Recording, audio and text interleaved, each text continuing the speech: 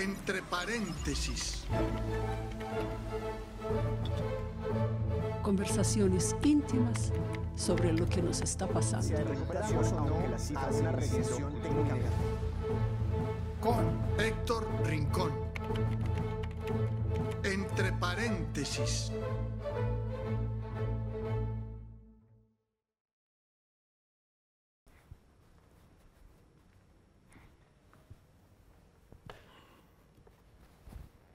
Es un gusto estar con ustedes. Un saludo afectuoso, confinado, fraternal.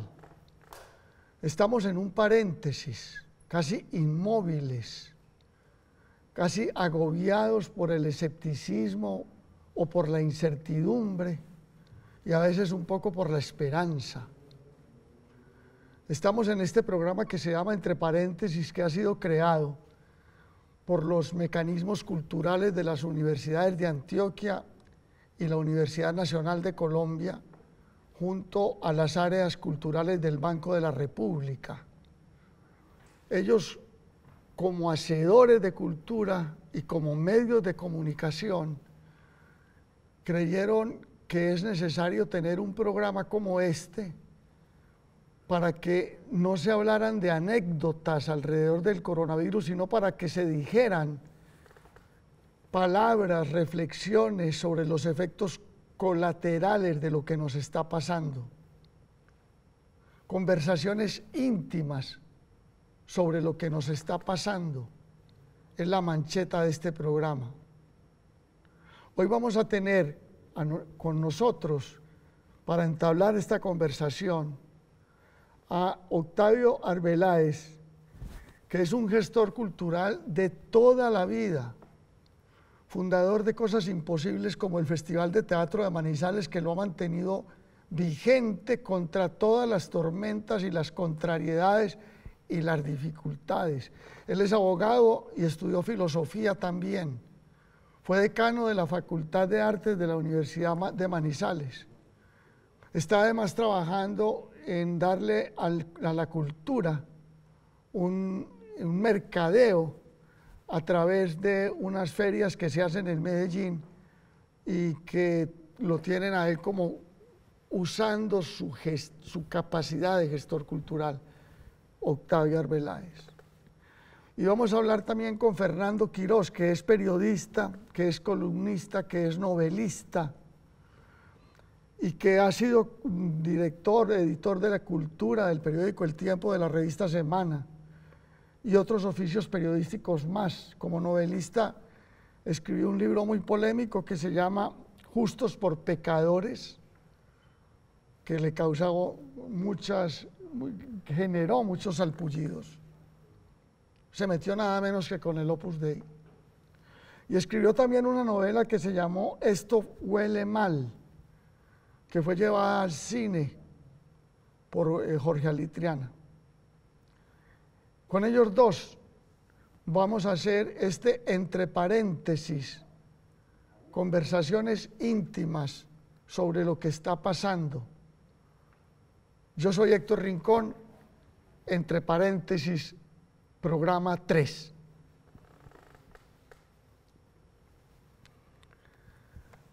Bueno, Fernando y Octavio, vamos a comenzar por una inquietud que surge de esto. Cuando comenzó este periodo especial, muchos llegaron a pensar que estábamos llegando a una especie de año sabático, de tiempo sabático, independientemente del augurio de que fuera una tragedia.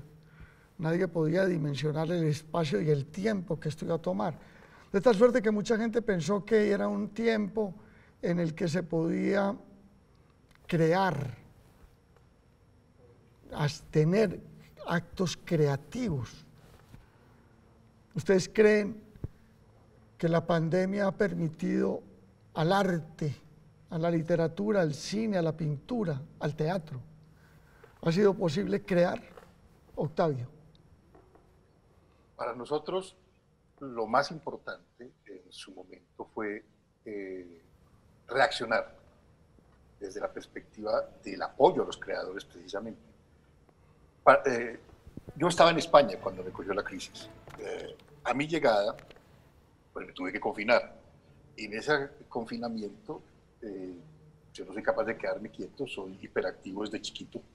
Entonces empecé a pensar cómo diablos iban a poder crear en el confinamiento universal los creadores escénicos, los músicos, los artistas que en primer lugar no podían juntarse para ensayar y en segundo lugar pues estaban confinados, aterrorizados y que no había una manera de integrarse.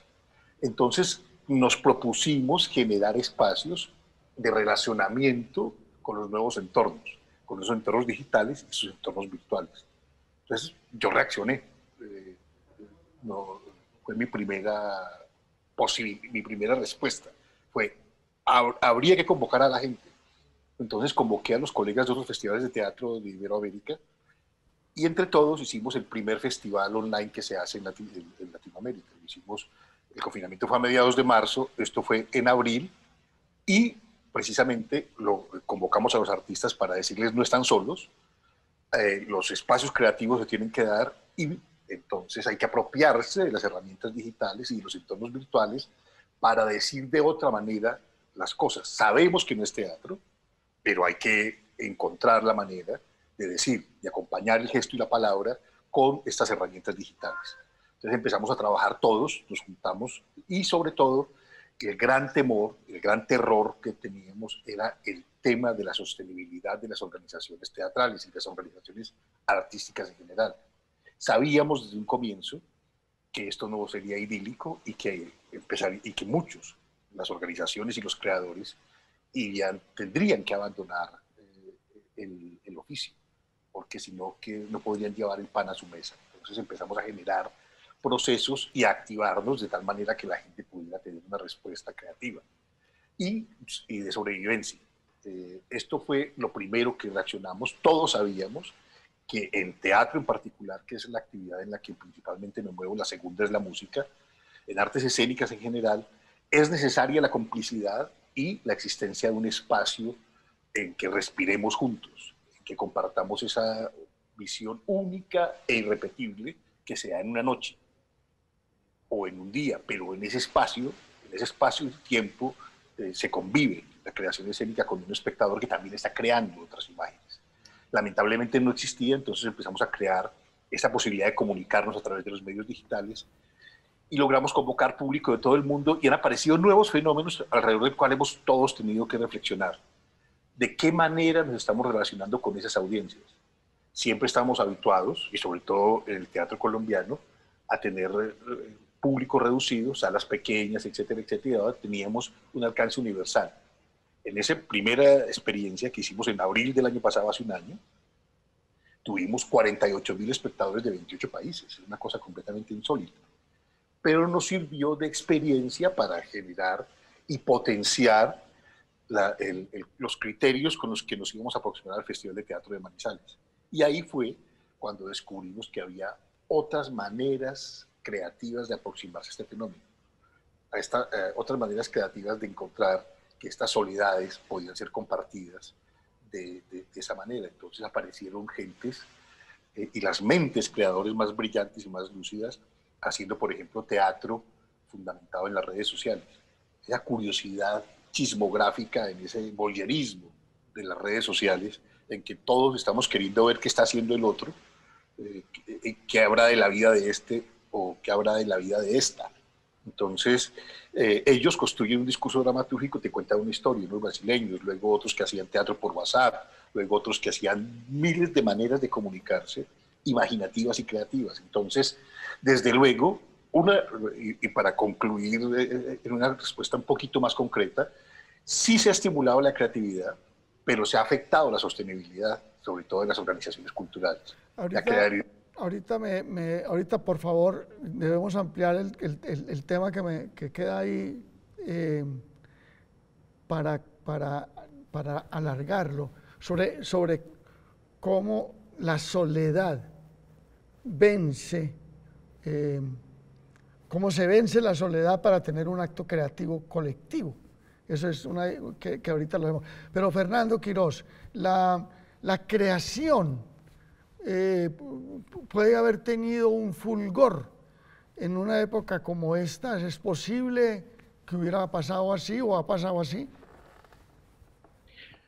Hola Héctor, hola Octavio. Esto es una época que no hemos acabado de procesar y que yo supongo que le dejará muy buenos elementos a la creación. Yo supongo que ahí habría que pensar en dos escenarios diferentes. Uno, el reactivo, como el que nos contaba Octavio de la inmediatez, y otro que vendrá después, vendrá para el teatro, vendrá para la pintura, vendrá para la literatura también. Cuando se decante todo esto, cuando esto llegue a su fin, si algún día llega a su fin, cuando veamos qué quedó en pie y qué quedó en el olvido, en fin. A mí me sirvió la literatura de una manera increíble al comienzo de la pandemia para tratar de descifrar lo que estaba pasando conmigo en medio de esta situación. Ya lo había hecho en libros anteriores en los que de alguna manera me he ahorrado muchos pesos con el psiquiatra a través de la literatura. Ahí es donde trato de entenderme, de entender qué pasa, de ahondar. Y al comienzo de la pandemia, de pronto me vi en la necesidad imperiosa de sentarme a escribir algo que no tenía pensado, algo de lo cual no había un guión, no había un boceto, no había absolutamente nada, sino que empecé a procesar todas estas sensaciones nuevas, esa sensación de encierro sobre todo. Escribí muy, muy rápido, yo suelo escribir despacio, pero esta vez escribí muy rápido 64 pequeños capítulos de algo que no sé qué género sea ni me interesa mucho, pero digamos que es como un testimonio literario que se llama Ni tú ni aquella gente, que se publicó por entregas de manera digital en el periódico El Tiempo.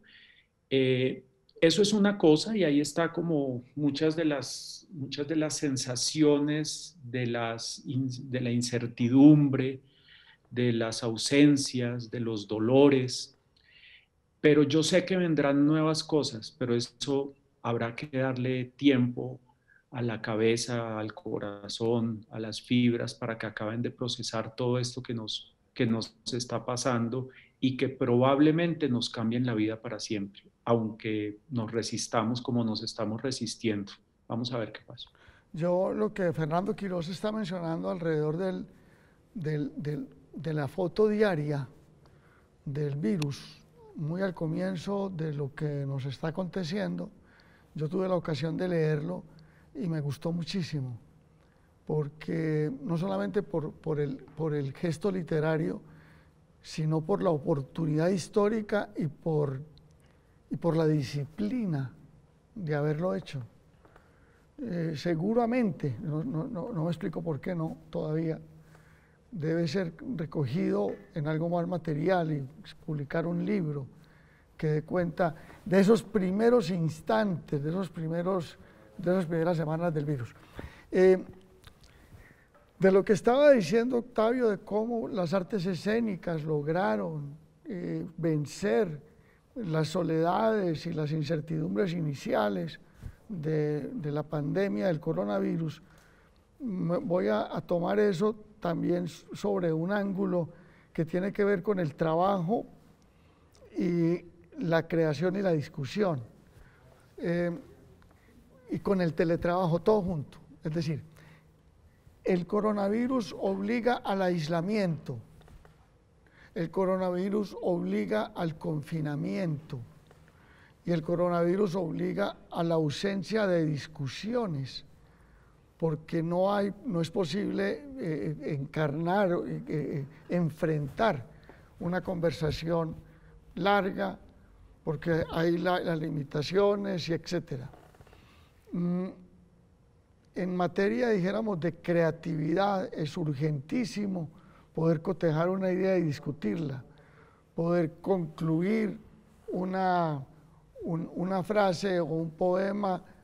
Ese requiere más silencio, lo sé, pero quiero decir en materia de creación, no es necesario permanentemente tener una conversación con quienes está uno trabajando, especialmente en el arte, en el arte escénico, en el teatro.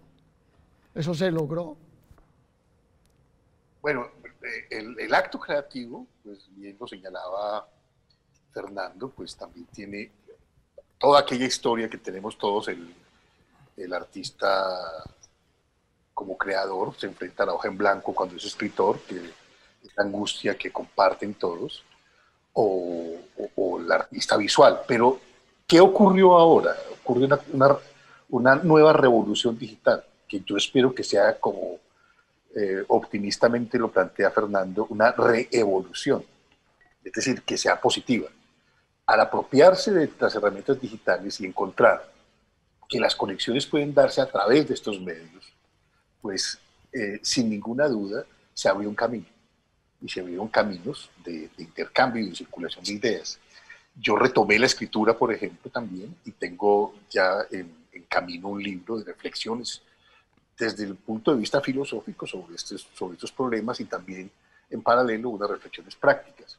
Pero ya desde el punto de vista del acto creativo de los colectivos musicales o teatrales o de danza o de la lírica o de quien sea, desde luego la dificultad para unos fue insalvable, tanto porque no estaban habituados al uso y apropiación de estas herramientas, como porque lo consideraron imposible.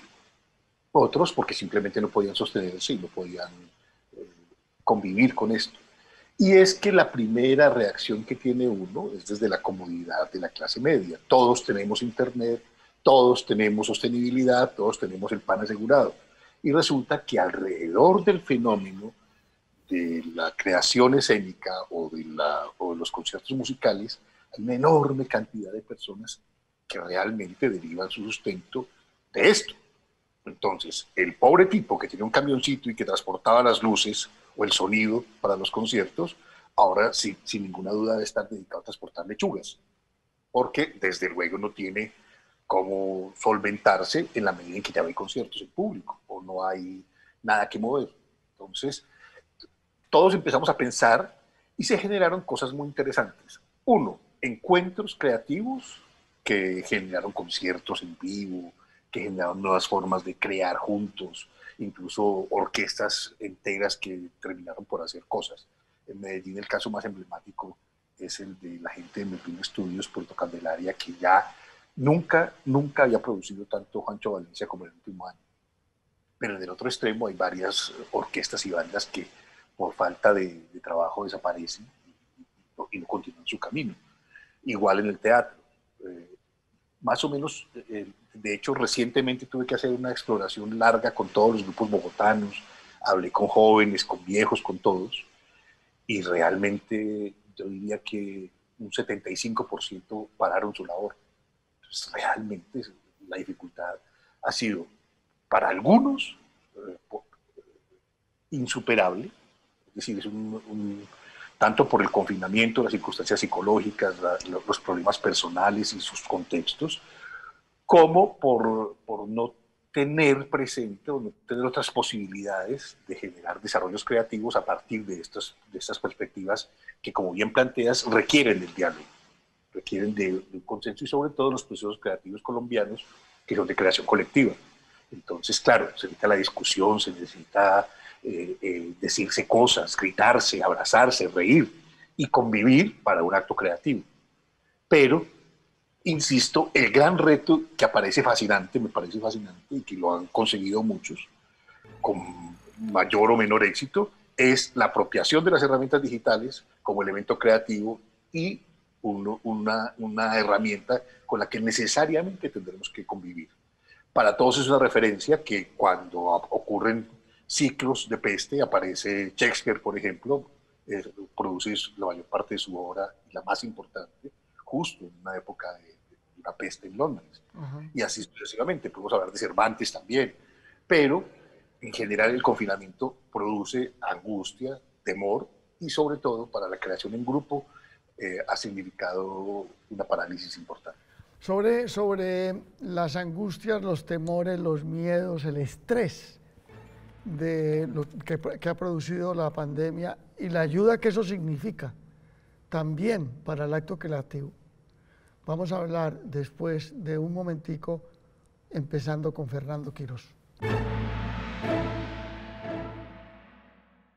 Volvemos con un pendiente, Fernando Quirós. Decía que la presión de la tragedia, la presión de la situación social, el encierro, la soledad, lo que está sucediendo en la calle, en fin, son también motivos que generan un estrés y que generan una necesidad de expresarse. Me supongo que es una materia prima muy buena, aunque sea dramática, es muy buena para poder escribir y para tener temas e imaginación, así sea deprimente. ¿Eso es verdad o es mentira? En el caso, dijéramos, de la literatura. Yo creo que es absolutamente cierto. Ahora, cada quien pues lo asume y lo procesa de una manera distinta. En estos días leía en el diario El País una entrevista con, no sé muy bien cómo se pronuncia su apellido, pero es como Tatiana Tibulek, autora de un libro muy leído en estos días que se llama El verano que mi madre tuvo los ojos verdes. Y ella decía que había sido absolutamente incapaz de escribir durante la pandemia, a pesar de tener el tiempo, de poder estar concentrada, a pesar de que la literatura suele ser, a diferencia de lo que contaba ahora Octavio para la creación escénica, en el caso de la literatura suele ser un oficio solitario, suele ser un oficio de puertas para adentro, pero todo se ha afectado tanto que, por ejemplo, esta escritora no confesaba que no había encontrado como el mood, por decirlo de alguna manera, para sentarse a escribir. Yo creo que en medio de todas las desgracias y todas las quejas y todos los problemas que nos ha traído la pandemia, probablemente para la creación en general y en particular para la creación literaria, yo creo que va a constituir un regalo importante. Yo recuerdo hace unos 3, 4 años, cuando por un error en un diagnóstico, por un error en realidad en un examen clínico, me diagnosticaron una enfermedad mortal y por fortuna un par de meses después se confirmó que había sido un falso positivo en el país de los falsos positivos. Pero estos 2 meses que transcurrieron entre una cosa y otra me dieron tal cantidad de elementos que nunca probablemente me había visto expuesto a unos escenarios tan distintos a los que estoy acostumbrado. Me sacó de la realidad en la que estaba, de la comodidad en la que estaba, y eso fue un regalo maravilloso, del cual escribí una novela que se llama La Última Cena. Y yo creo que esto que nos está pasando va a ser un regalo aún más grande, probablemente porque ante la imposibilidad de salir, ante la imposibilidad de movernos como quisiéramos, vamos a tener que estar obligados a mirar hacia adentro. Y eso le hace mucha falta a la literatura. La buena literatura creo que siempre, independientemente de los escenarios en los que se mueva, independientemente de las muchas aventuras que puedan suceder en un relato, alcanza un nivel muy interesante cuando hay una mirada hacia adentro, cuando hay una exploración de sensaciones, de sentimientos, de posibilidades de reacción que a veces no se logra sin una ayuda externa, y esta nos la está ofreciendo. La pandemia nos está ofreciendo esa posibilidad. Hay una curiosidad que vale la pena mencionar en este momento. Aquí mismo, en un entre paréntesis, lo contó Darío Jaramillo Agudelo, algo que yo no sabía. El diario del año de la peste, de Daniel Defoe, lo escribió mucho después de que ocurriera el año de la peste. Y la peste de Camus también fue escrita después. Es decir, no fueron autores que estuvieran sobre la marcha como periodistas contando lo que estaba sucediendo, sino que fue, y el de Cameron también fue escrito quizá un siglo después, no recuerdo bien. Pero es curioso, dijéramos, que por lo menos yo pensaba que lo de Defoe era simultáneo. No, lo escribió después. Quiero decir, no hubo una simultaneidad y no hubo un impacto sobre el escritor, sino una investigación posterior. Y así fue que se dieron esas obras.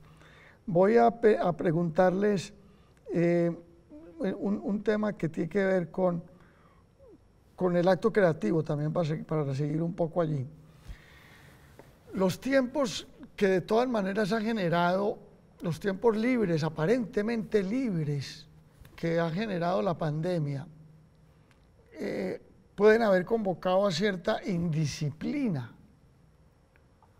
a cierto relajamiento. No hay tanta urgencia, mañana lo hago, pues, o más tardecito. Y sobre todo, ha habido una especie de caos en muchas personas, y yo he leído algo sobre eso, entre la idea y la acción, entre tener una idea de lo que voy a hacer, y como tengo tanto tiempo, pues entonces después la hago, y entonces permanentemente hay un desmonte del propósito, porque la acción es muy difícil de concretar. ¿A ustedes les ha pasado algo en el acto creativo de un escritor o de alguien que haga teatro, ese dejémoslo para, ya que tenemos tanto tiempo, está sucediendo? Octavio. Realmente sí, es un periodo de procrastinación. Eso. Más que en otras ocasiones, ¿no? Más que en otros momentos. Claro, pero hay un contexto que es muy importante y que no podemos olvidar, que era el contexto en que se estaba moviendo el mundo y que se sigue moviendo antes de esta cosa. Había lo que denominaremos o hemos denominado crisis civilizatoria. De uno a otro lado del mundo habían unos estallidos sociales muy importantes que nos habían estremecido, que tenían nuestra alma en vilo. Es decir, ya en Colombia había ocurrido, en Chile estaba ocurriendo, todas estas historias nos estaban removiendo y removiendo conciencias. Y ahí aparecían cosas muy importantes de reflexiones y de procesos que se estaban detonando. De repente hubo un cambio muy fuerte con esta especie de poner el mundo en pausa, y que de repente aparecieran gobiernos como los que aparecen en todo el mundo, porque nosotros nos quejamos de nuestro gobierno. Yo me seguiré quejando porque me parece de lo peorcito, perdón por cambiar así tan abruptamente, pero bueno. Pero en general en todo el mundo la gente le reclama a los gobernantes como si ya tuvieran experiencia en manejar alguna otra pandemia. Entonces, yo creo que los actos de lectura, por ejemplo, están referidos mucho a la actualidad, a leer la prensa digital, a leer este tipo de cosas. Y, de hecho, uno esperaría que la gente se sumergiera profundamente en la lectura. Yo recuerdo un viejo chiste que se lo hacía tal vez alguna vez a Fernando en su periodo de trabajo en el Ministerio de Cultura. Yo le decía, así que tú eres escritor, qué coincidencia, yo soy lector. Entonces resulta que también esos lectores están en pausa. Es decir, yo he hablado con todos los amigos míos, que todos somos de este entorno, y bajamos el ritmo de lectura. Yo era un tipo de 2 libros semanales y hasta 3, y estoy en 1 y medio, o sea, porque hay una fatiga, y la fatiga de la incertidumbre. Entonces eso genera como que uno se empiece a que los gestos cotidianos se ralenticen, que uno vaya más despacio, que uno vaya como pensándose lo mejor, que uno de repente lo que antes era menos importante, como hacer comida, se haya puesto en escena como una cosa extraordinaria en la vida cotidiana. Hoy voy a cocinar, entonces lo vuelves tu acto creativo del día. Ya no lees, ya no escribes. Yo escribo todos los días. Desde luego cosas sin importancia, son ensayos y reflexiones que no tienen la trascendencia que tienen los escritores consagrados y los poetas y todo. Yo lo que hago son reflexiones y contextos. Entonces, pero yo trato de hacerlo disciplinadamente. Entonces me levanto temprano y establezco una rutina. Desde la perspectiva de la procrastinación y del acto creativo, yo creo que es que la gente empezó también a valorar cosas cotidianas como perder el tiempo, Así es. como abrazar, como conversar tranquilamente con su familia, como mirar un paisaje, como mirar una puesta de sol. Entonces como que empezó a valorar esa dimensión cotidiana de la vida y no esas cosas que todos en general en el mundo, los escritores en particular y en general la gente que tiene que trabajar en las artes, que tiene que ser multiempleado para poder sobrevivir. Concentrado como están en su vida cotidiana y en el confinamiento, pues están valorando esos gestos de la cotidianidad, pero también a lo mejor, y es mi esperanza como la de Fernando, probablemente el tiempo traiga cosas más decantadas, probablemente una creación más sólida, y no esas respuestas tan inmediatas que ustedes vieron que todos los filósofos europeos empezaron, Zizek o el Byung-Chul Han, todos empezaron a libros 2 meses después de reflexiones sobre la pandemia. Sí. O sea, todo fue como una respuesta inmediata, a ver qué pasa cuando se decante, a ver qué pasa a finales de este año o del próximo, qué hemos pensado sobre esto y qué reacciones se tienen. Y yo espero que aparezca una literatura de alta calidad, que aparezcan procesos creativos que nos den disfrute y que además no solo sean sobre lo anecdótico, sino que también tengan una trascendencia. Tú ponías el ejemplo de Defoe o el ejemplo de Camus, pero yo les pongo un gigante al lado, que es a Shakespeare, que el Rey Lear en confinamiento, es decir, que no es poca cosa, ¿no es cierto? Entonces, es muy importante y yo esperaría que de este periodo, del cual espero dentro de unos años tenerlo como un mal recuerdo, o bueno, según se lo mire, con la perspectiva de los años, pues sea un periodo de una creación luminosa. La respuesta tuya comenzó haciendo referencia a que el mundo se había paralizado, es decir, en un momento dado, paren. Y pararon todos, incluidos los procesos políticos que se estaban gestando. Ya la primavera árabe había sucumbido y se habían acallado los clamores de cambio en algunos países árabes, salvo de pronto uno, pero bueno. Pero sí, en América Latina y todo esto, en Chile y en Colombia, todo lo que venía en proceso se paralizó.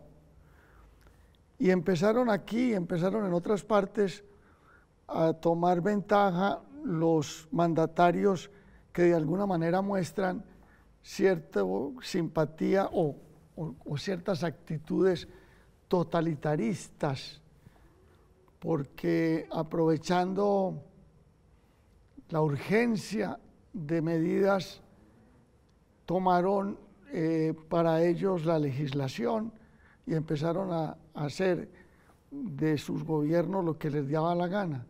¿Ustedes creen que ha tomado forma y va a ser muy difícil que después de la pandemia la democracia se baje de los totalitarismos que hay implantados ahora?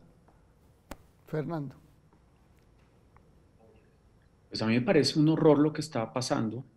Basta con revisar las manchas del totalitarismo en los mapas y me parece terrible lo que está pasando.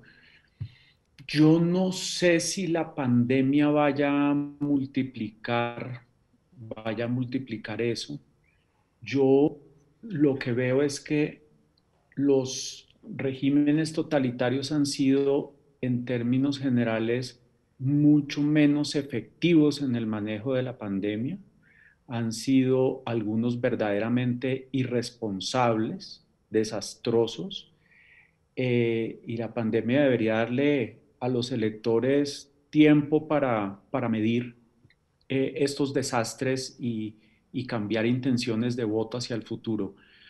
En el caso específico de Colombia, yo creo que la pandemia no afectará ese fenómeno de derechización peligroso, nocivo, que está sucediendo.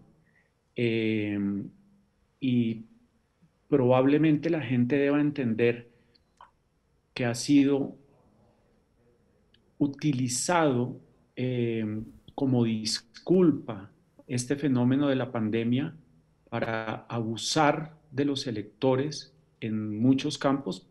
Por citar solo lo menos importante, probablemente, crear una hora diaria de televisión para hablar cosas sin importancia en el 99% de los casos, pero abusar de esa manera del poder, yo creo que le tiene que dejar reflexiones a la gente. Octavio, la gente sí percibe el mangoneo, la gente sí percibe el aprovechamiento de una dificultad como la que vivimos, evidente, porque la dificultad se hace ver evidente, la economía, todo aquello, y llegan a gobernar a punta de decretos, a reemplazar justicia, legislativo, hacer lo que les da la gana, sin ninguna vigilancia, ningún poder, porque ellos son todo el poder.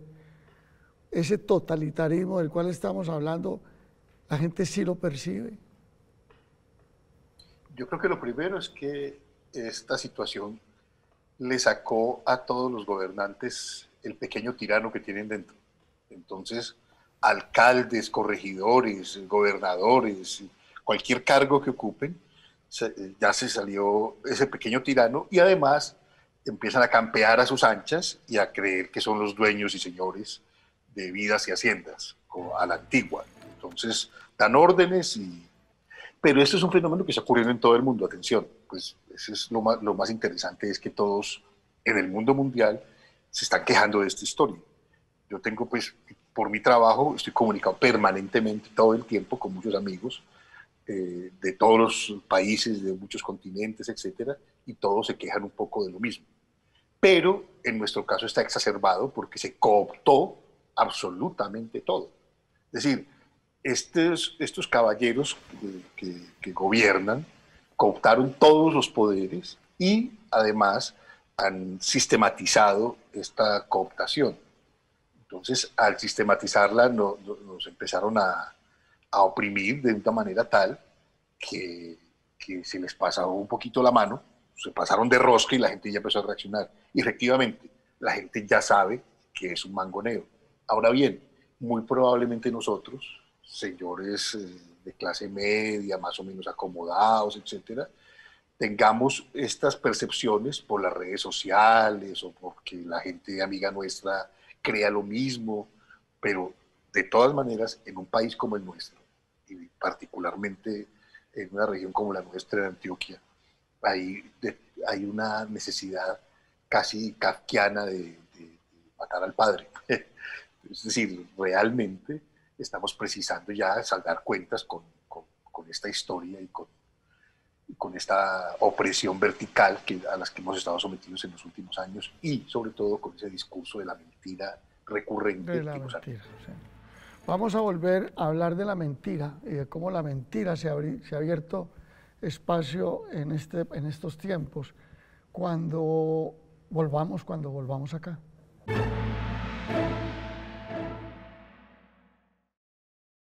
Quedamos en que íbamos a hablar de las mentiras, a propósito de los totalitarismos y de la política colombiana, tan mentirosa. Pero antes para llegar a la mentira, hablemos de las verdades, hablemos de la ciencia. la ciencia casi que como una religión nueva, la ciencia que se ha hecho presente en esta época con autoridad y con crédito. La ciencia, ¿ustedes creen que la gente sí ha valorado la ciencia y le ha puesto más atención ahora que nunca antes? Fernando. Yo creo que sí. Yo creo que la gente ha empezado a tener en la ciencia, por momentos, más esperanza que en los dioses, lo cual sería maravilloso. Yo me acuerdo, me acuerdo en este momento de un cuento real maravilloso de los abuelos de mi mujer, que ella, muy creyente, en su casa se rezaba el rosario todas las noches, pero en un momento dado le pregunta su marido, que era un personaje de alto vuelo intelectual, le pregunta si cree que después del descubrimiento de la penicilina siguen haciendo falta tantas avemarías por los enfermos. Y yo creo que esto probablemente nos ponga en un lugar, en el lugar que corresponde a la ciencia que la Iglesia castigó tantas veces, que mandó a la hoguera a gente que pensaba, por ejemplo, que era la Tierra la que giraba alrededor del Sol, gente que decía estupideces de ese tamaño cuando era tan difícil aceptar que no estuviéramos en el centro de todo. De manera que yo creo que además la reacción tan rápida, porque este año ha sido largo, muy largo, pero que antes de completar el año ya hubiéramos tenido tantas opciones de vacuna, que un país como Cuba tenga 5 vacunas en desarrollo, 3 de ellas en tercera fase, pues yo creo que si esto no le da a uno elementos para creer más en la ciencia que en otros dioses, estamos sobados, estamos sobados. Sí, y agrego que por primera vez en la larga historia de analfabetismo del periodismo colombiano, que es tan larga como el periodismo colombiano, hay periodistas que se dedican tienen libreta, en la libreta de fuentes hay científicos y hay organizaciones científicas. Eso no había pasado nunca. Y saben que hay epidemiólogos. Y eso de verdad es un salto muy importante. Pero al lado de la ciencia, ¿no?, y de la certeza de la ciencia, de los columnistas que han surgido en el mundo, yo recomiendo a todos que se afilian a un columnista que se llama Javier San Pedro. Es un científico que escribe para hacer entender la ciencia. Al lado de eso, naturalmente, y es paradójico, se mantiene viva la mentira. Al lado de eso sigue habiendo personas que proclaman el terraplanismo, que son de la misma familia de los que proclamaron que te iban a quitar la pensión de jubilación para dársela a la guerrilla. Son de los mismos. O de los del rayo que te iba a volver homosexual. Los mismos creadores de eso son los mismos creadores de que la vacuna te la iban a poner y en la vacuna iba Bill Gates. Yo ya me la puse y yo no he escuchado a Bill Gates. Yo la otra vez dije, eso debe ser Bill Gates el que me está diciendo alguna cosa. Pregunto frente a ese tema, es decir, esa paradoja entre la ciencia y el brutalismo, digámoslo así. ¿Cómo se ve eso, Octavio? Yo solo espero que hagas el reclamo, como que no te inocularon. No me ha hablado, no me ha hablado. Deberías hacer el reclamo. Sí. Hay una falla en esa vacuna. Sí. En realidad el tema del diálogo de la ciencia con la diosa razón es uno de los problemas que ha sido como un epifenómeno histórico. Entonces, claro, no le conviene a los gobernantes, no le conviene a la religión, no le conviene esa referencia que hacía Fernando de la Iglesia Católica, porque desde luego es el irracionalismo versus la diosa razón. Entonces, cuando entra en diálogo, pues desde luego lo que interesa en el discurso convencional de esa familia que crea el terraplanismo es lo inmediato y la reacción que es emotiva, que es emocional. Ellos acusan de mentirosos a los que tratan de ser transparentes. Todos los demás mienten. Ellos tienen la verdad revelada. Y todo se manipula, sobre todo a través de discursos de odio, de rechazo al otro, de una absoluta prevención, y empiezan a construirse todas estas narrativas que son las predominantes ahora. Estas cosas tan escandalosas que ocurren en las campañas políticas, por ejemplo, y que la gente se las cree a pie juntillas. Siempre hay un porcentaje muy alto de gente que lo cree porque necesita creer, porque tiene ese asunto como un dogma de fe, como si, o sea, lo de tener fe está bien, pero la fe, como decía Monterroso, mueve montañas y a veces causa de repente grandes derrumbes. Entonces, lo mejor es tener fe, pero en la ciencia, en la posibilidad que tiene la evolución y el desarrollo científico de alcanzar metas, incluso en tan corto plazo, como bien señalaba Fernando, como las que se han alcanzado. Es decir, el desarrollo de una vacuna en un año es un prodigio científico. Luego, detrás, ahí ya que empezar a hilar delgadito, que ustedes que lo conocen mejor que yo, todo el tema de los medicamentos, de la industria farmacéutica, etcétera, etcétera, porque también son los nuevos diálogos de poder, el cómo se negocian, el cómo se insertan en el mecanismo del comercio mundial, etcétera, etcétera. Pero, desde luego, siempre será lo que Augusto Comte llamaba la diosa razón versus los nuevos irracionalismos. Vamos a terminar ya casi, y yo quiero tener una opinión sobre este tema de la indisciplina o del hastío. ¿Qué es lo que le pasa al colombiano? Y lo digo es porque en estas últimas semanas hemos superado a México, que tiene 6 veces más población que Colombia. Lo hemos superado en contaminaciones y en muertes. Somos el tercer país en muertos en estas últimas semanas, después de la India y después de Brasil, con todo y su Bolsonaro. Y eso fue porque la gente vio llegar el avión con vacunas y se lanzó a la calle. O hay una indisciplina o hay un hastío existencial que hace que el colombiano, ¿qué opinan ustedes de eso, Fernando? Yo pienso que hay una suma de los dos, más un tercer elemento que se llama estupidez. Yo creo que hay hastío, o sea, la gente no nació para estar encerrada. La humanidad ha sido durante mucho más tiempo nómada que sedentaria. Y si ahora, encima de todo, encima de que vivimos cada vez en espacios más reducidos, las casas de las abuelas pues dieron paso a unos apartamentos realmente pequeños, si además tenemos la imposibilidad durante mucho tiempo de viajar, y en todo caso hoy las posibilidades muy reducidas,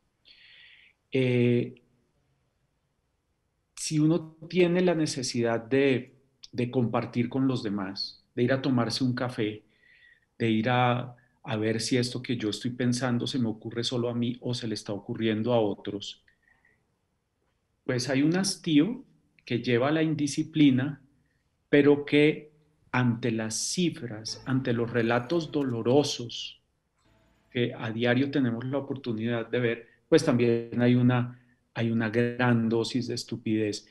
No creo que sea exclusiva de los colombianos. Creo que países como Italia y España demostraron esa suma de hastío, indisciplina y estupidez primero que nosotros, pero acá las cosas a veces llegan tarde, pero llegan menos la justicia, y estamos en un pico altísimo de estupidez, sin duda. Octavio, ¿qué tienes por decirnos? Ahí hay una cosa muy compleja de control, el control férreo que ejercieron las sociedades orientales, por ejemplo, que tienen ese mecanismo vertical de poder, en particular China, logró ese tipo de control autoritario y de que la gente se confinara y que obedecía a los confinamientos con normas draconianas y con un control muy fuerte policivo. Pero en los demás países, en general, la gente empezó a salir. Yo creo que forma parte de la condición humana, el que la gente no quiera sentirse en jaulas.